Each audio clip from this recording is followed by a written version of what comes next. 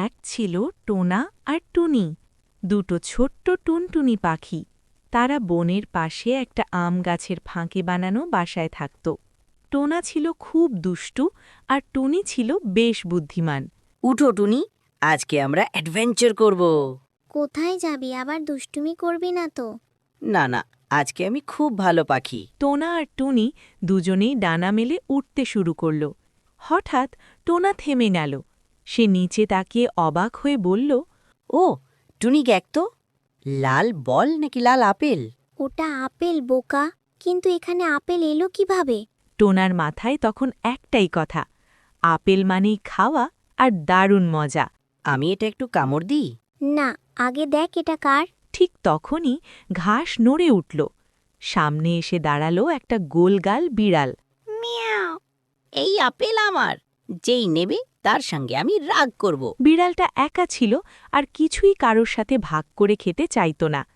টুনি হালকা হেসে বুদ্ধি খাটাল। সে ছোট্ট একটা প্ল্যান করল। শোনো বিড়াল ভাই, তুমি কি একাই সব খাবে? হ্যাঁ, আমার আমার আমার। ভাগ করে খেলেই তো সবাই হাসে, বন্ধুও হয়, সুখও বাড়ে। ধীরে ধীরে বিড়ালটা নরম হয়ে গেল। সে ভাবতে লাগল, একলা খেলে কি সত্যিই মজা হয়? তারপর তিনজন গোল হয়ে বসল। টুনি আপেলটাকে সমান ৩ ভাগ করল। এক টুকরো টোনা, এক টুকরো টুনি আর এক টুকরো বিড়ালের জন্য। উফ, খুব মজা, টক মিষ্টি আপেল। আমি ভাবতাম ভাগ করলে কম পড়বে, এখন বরং বেশি ভালো লাগছে। দেখেছ, সুখ তখনই বড় হয় যখন আমরা ভাগ করে নিই। আজকে আপেল না, আমি নতুন বন্ধু পেলাম। আগামীকাল আবার আসবে না? আসবই, আমরা তো এখন বন্ধু।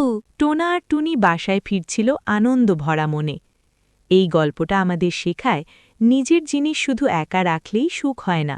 ভাগ করলে ভালোবাসা বাড়ে, আনন্দও বাড়ে, আর বন্ধুত্ব সব কিছুর চেয়ে বড়।